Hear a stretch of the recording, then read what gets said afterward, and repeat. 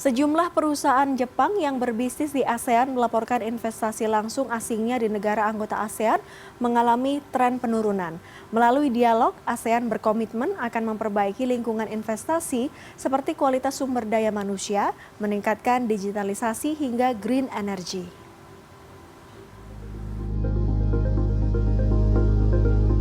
Federasi Kamar Dagang dan Industri Jepang di ASEAN, FJCCIA yang mewakili sekitar 7.000 perusahaan Jepang melakukan dialog ke-16 kalinya dengan Sekjen ASEAN di Jakarta.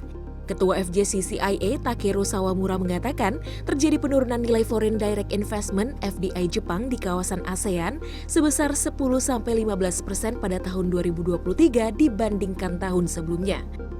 Penurunan terjadi di sektor utama investasi Jepang seperti manufaktur, transportasi, keuangan, hotel, dan retail perdagangan. Kadin Jepang di ASEAN menyampaikan harapannya agar ASEAN dapat memperluas daya saing barang dan jasa mereka di dalam regional, serta bertransformasi untuk menjadi destinasi terbaik investasi. The weakening of the Japanese yen has caused a headwind for investment. FDI is shrinking overall in manufacturing, transportation, finance, wholesale, and retail trade, etc. These industries were previously major investors. We hope that the investment environment in ASEAN will be further improved to be more attractive through the activity, including this dialogue. Sekjen ASEAN, Kau Kim Horn mengakui besarnya kontribusi investasi Jepang di ASEAN terhadap pertumbuhan ekonomi regional dan penciptaan lapangan kerja.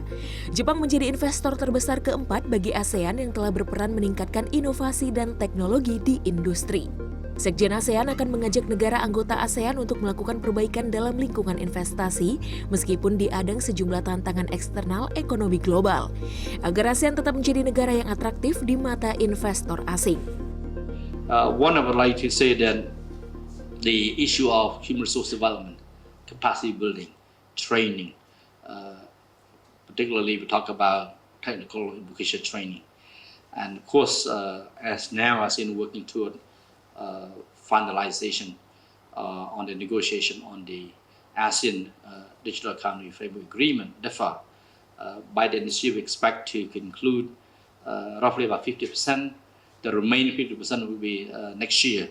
So I think Japan has a lot of interest in this area in terms of the digital economy.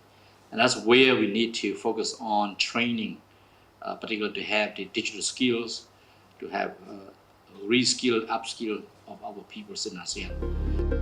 Indonesia mencatatkan penurunan Purchasing Managers Index PMI sepanjang 2024.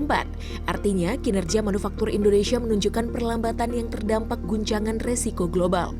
Perusahaan Jepang menyampaikan komitmennya untuk terus berinvestasi di negara anggota ASEAN, terutama di sektor manufaktur seperti di produksi semikonduktor, listrik dan elektronik, energi hijau dan energi baru terbarukan, serta digitalisasi. Desi Aritonang, Maria Oktober, Jakarta.